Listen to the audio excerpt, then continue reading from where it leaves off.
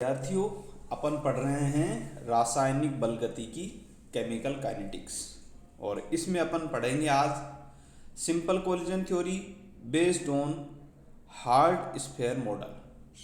दृढ़ गोले मॉडल के आधार पर सरल संगठन सिद्धांत या संघटवाद, अभिक्रियाओं के वेग, क्रियाकारकों की प्रकृति, उनकी सांद्रता, उनका ताप आदि पर किस प्रकार निर्भर करती है, इसकी व्याख्या संघटवाद या टक्कर सिद्धांत द्वारा की जा सकती है।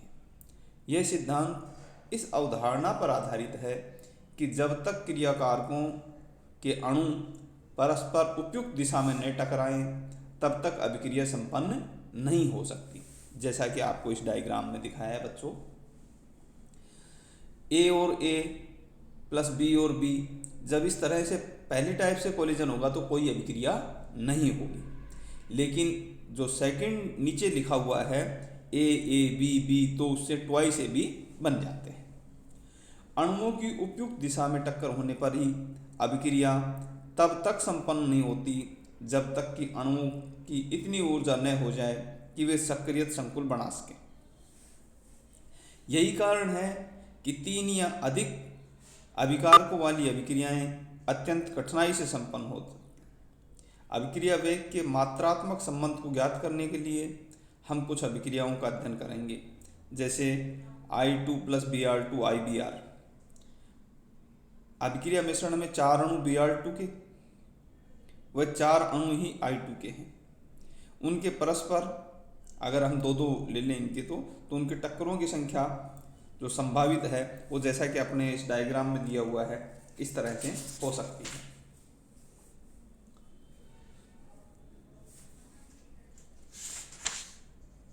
इसी प्रकार यदि दोनों अणुओं के 8 अणु हो तो कुल संभावित टक्करों की संख्या 64 हो जाएगी। यदि ए के Na मोल और बी के NaB मोल पर सेंटीमीटर से प्रारंभ की जाए अभिक्रिया, तो कुल संभावना Na × Nb प्रति सेंटीमीटर क्यूब होगी। माना कि अभिक्रिया पात्र का आयतन स्थिर है, अतः अभिक्रिया के मिश्रण में A व B की परस्पर प्रति सेकंड टक्करों की संख्या जो आएगी बच्चों, वो आएगी ZAB = Na Nb σ² AB 8πRT 1/Ma + 1/Mb का √। जहाँ σAB बेटा जो A और B अणु हैं इनका औसत व्यास है, σA + σB/2 के बराबर है। Ma व Mb अणु A व B के क्रम से आणविक द्रव्यमान है। टक्कर सिद्धांत के अनुसार किसी अभिक्रिया का वेग प्रति सेकंड प्रति सेंटीमीटर क्यूब टकराने वाले अणुओं की संख्या इंटू प्रभावी टक्करों का अंश। तो ये जो प्रति सेकंड प्रति सेंटीमीटर क्यूब टकराने वाले अणुओं की संख्या को हमने मान लिया ZAB। और प्रभावी टक्करों का मतलब ये है बच्चों जिनके पास EA यानी सक्रियण ऊर्जा के बराबर या उससे अधिक ऊर्जा है, वही टक्कर करके क्या बनाएंगे बेटा, सक्रियत संकुल।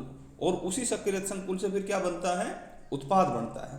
तो प्रभावी टक्करों का अंश हुआ e⁻⁻ E/RT।